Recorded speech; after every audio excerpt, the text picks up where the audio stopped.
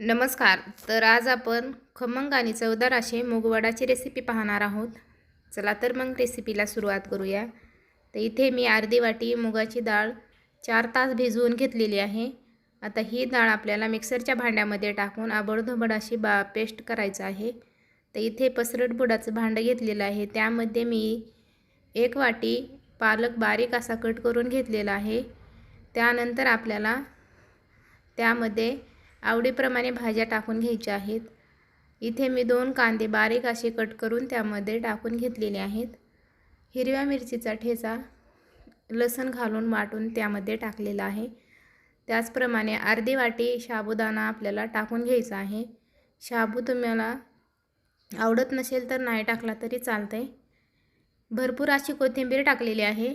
त्यानंतर आपल्याला त्यामध्ये 1 चमचा जिरे टाकून घ्यायचे आहेत आणि 1 चमचा धना पावडर टाकायची आहे. पाव चम्मच हळद टाकायची आहे आणि चवीनुसार आपल्याला मीठ टाकून घ्यायचं आहे. तर अशा पद्धतीने आता सर्व टाकून घेतल्यानंतर आता इथे ज्याप्रमाणे आपण साहित्य टाकलेलं आहे त्याचप्रमाणे आपल्याला अर्धी वाटी बेसनपीठ टाकायचं आहे.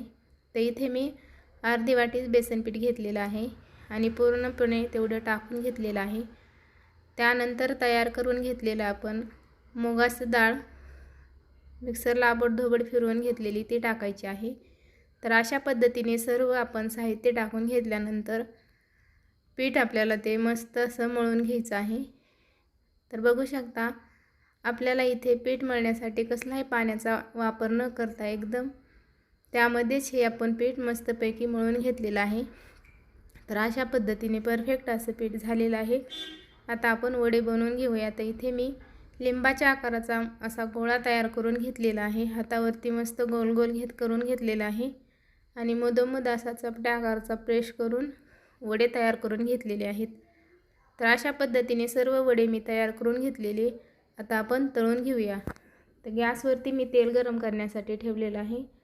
तेल मस्तपैकी गरम झालेलं आहे. त्यामध्ये एक एक वडे आपण टाकून घेऊया. तेलामध्ये जेवढे वडे बसतील तेवढे आपल्याला वडे त्यामध्ये टाकायचे आहेत आणि सोनेरी रंगावरती मस्त खरपूस खमंग असे आपल्याला वडे तळून घ्यायचे आहेत. तर बघू शकता वडे तळत असताना गॅसची फ्लेम एकदमच कमी ठेवायची आहे. तर अशा पद्धतीने खरपूस असे वडे आपले तळून तयार झालेले आहेत. तर अशा पद्धतीने मी सर्व वडे तळून घेतलेले आहेत. तर हे वडे तुम्ही कढीसोबतही खाऊ शकता. रेसिपी आवडली तर लाईक, शेअर आणि सबस्क्राईब करायला विसरू नका. धन्यवाद.